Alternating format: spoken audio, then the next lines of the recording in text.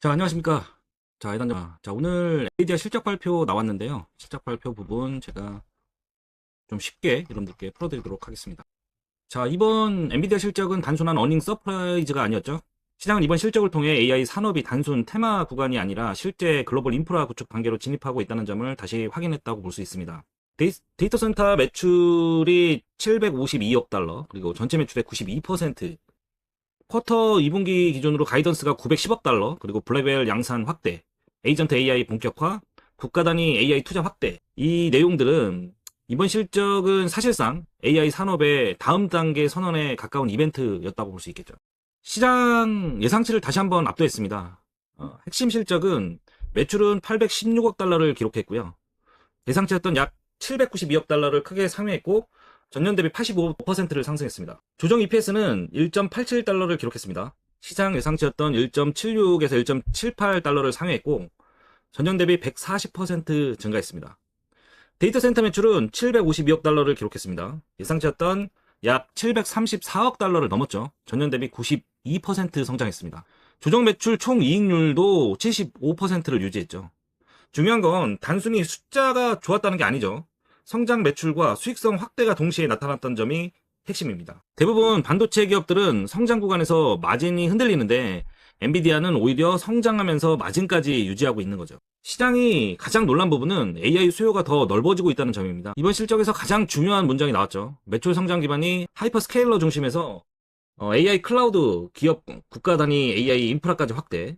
기존 시장은 AI 수요를 마이크로소프트, 그 다음에 아마존, 구글, 메타 같은 초대형 클라우드 기업들 투자 중심으로 봤거든요. 근데 이제는 국가 AI 프로젝트, 정부 AI 인프라, 그리고 국방 AI, 제조 AI, 산업 AI, 그리고 기업 자동화 AI까지 투자 범위가 확대되고 있는 상황이죠. 그래서 AI 투자가 단순 캐펙스 경쟁이 아니라 산업구조 변화 단계로 넘어가고 있다는 의미로 볼 수 있습니다. 데이터 센터 매출의 92% 의미가 좀 있거든요.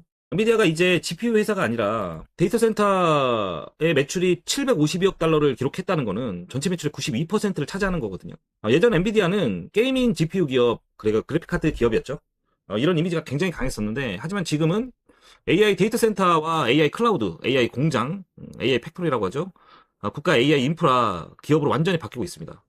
시장은 이제 엔비디아를 단순 반도체 기업이 아니라 AI 운영 플랫폼 기업으로 보기 시작한 거죠. 자, 진짜 무서운 이유는 블랙웰이 공급 확대와 마진 유지에 동시에 성공을 했죠. 블랙웰 플랫폼 주요 하이퍼 스케일러 배치 완료 이 부분하고 클라우드 사업자 공급 확대, 그리고 AI 모델 빌더 공급 확대, 그리고 베라 루빈 일정 유지 이 부분인데요. 시장이 가장 놀란 부분이죠.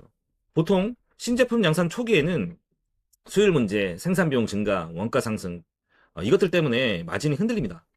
그런데 엔비디아는 블랙웰 공급 확대, 매출 폭증, AI 서버 수요 확대 이런 상황에서 75% 마진을 유지하는 데 성공을 했죠. 이건 사실상 엔비디아가 AI 산업에서 가격 결정권을 가지고 있다는 의미로 볼 수 있습니다. 네트워킹이 199%가 의미하는 부분이 있습니다. AI 병목이 GPU를 넘어가기 시작했죠. 네트워킹 매출은 전년 대비 199% 증가했습니다. 이번 실적에서 굉장히 중요한 부분인데요. 예전 AI 시장은 GPU 부족 이 부분이 핵심이었어요. 그런데 지금은 네트워킹, 메모리, 광통신, 패키징, 전력, 냉각 전체가 병목 구간으로 이동하고 있는 거죠. 즉 AI 투자 사이클이 반도체 하나만 문제가 아니라 산업 자체로 퍼지고 있다는 의미로 볼 수 있죠. 그래서 최근 시장에서 광통신, 전자기기, 액침 냉각, 서버, AI 인프라 섹터가 함께 움직이고 있는 겁니다. 그 다음 측면을 좀 살펴보면 에이전틱 AI가 중요한 이유로 볼 수 있어요. 이제 AI는 실제 일을 하기 시작했죠. 잭스랑 CEO 핵심 발언입니다. 에이전틱 AI 시대가 도래했다. AI 팩토리 구축 가속화. 이 부분. 이건 단순 챗봇 시대를 말하는 게 아니에요.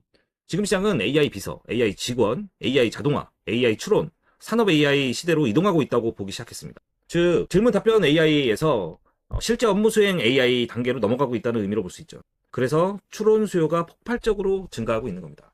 왜 시간의 반응은 제한적이었나 이렇게 생각할 수 있는데요. 시장 기대치가 너무 높았죠. 사실 엔비디아의 실적은 좋을 거라는 거는 당연한 수순이에요. 근데 향후 가이던스 부분이나 이런 부분들을 체크해야 되고 어떤 부분에서 강한 매출 효과가 나오고 영업이익 효과가 나왔는지를 가장 중요하게 봤던 거죠. 사실 시장에 녹아 있었던 건 맞습니다.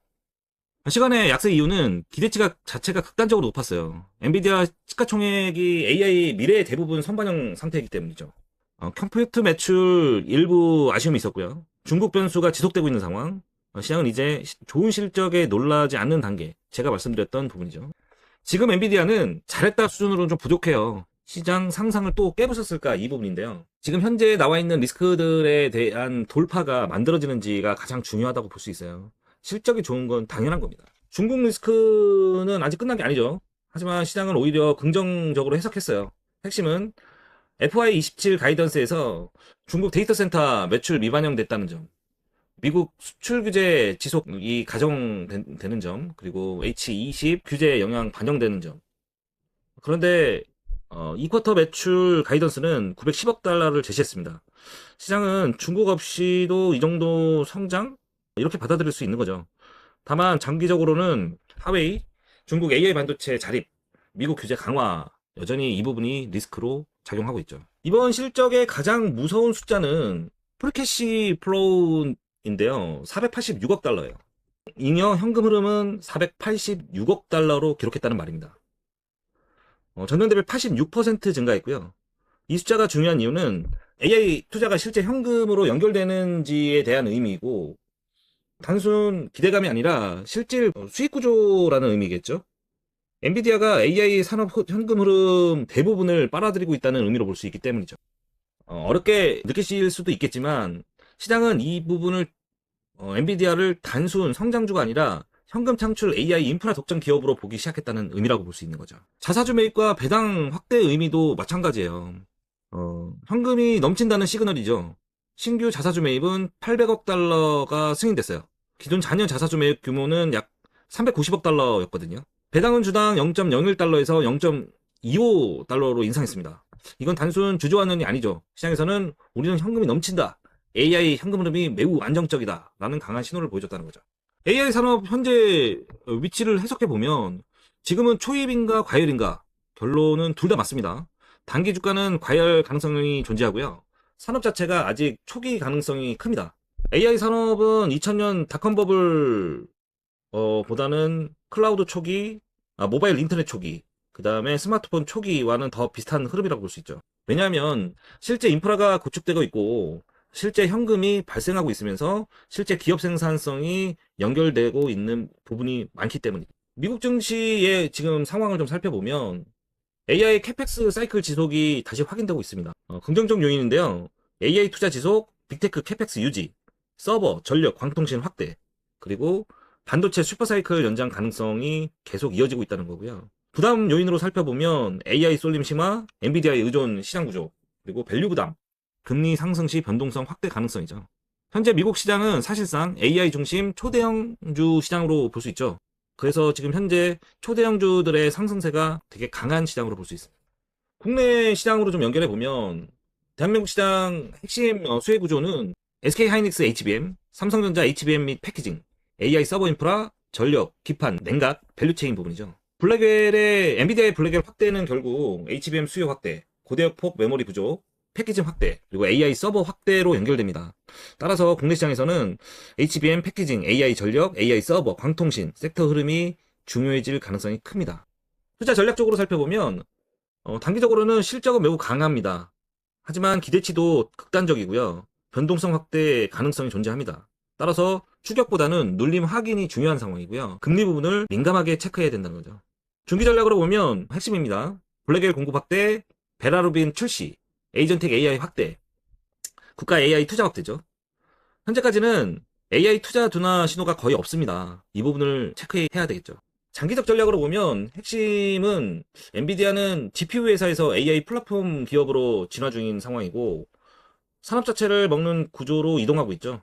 다만 이제 시장은 좋은 실적보다는 성장 속도 둔화 여부를 더 민감하게 보기 시작했다는 거죠. 앞으로 성장률 둔화, AI 캐펙스 감소, 중국 변수 확대, 경쟁사 추격 여부가 핵심 체크포인트가 될 가능성이 높습니다. 자, 마무리하자면 이번 엔비디아 실적은 단순 어닝 서프라이즈가 아니었습니다. 시장은 이번 실적을 통해 AI 산업이 실제 인프라 단계로 진입하고 있으면서 AI 수요가 국가산업 기업 전체로 확산되고 있고 엔비디아가 그 중심 플랫폼 역할을 하고 있다는 점을 다시 확인했다는 거죠. 다만 지금 시장은 좋은 실적 자체보다는 성장 속도가 언제 둔화되는가를 더 민감하게 보기 시작할 가능성이 큽니다.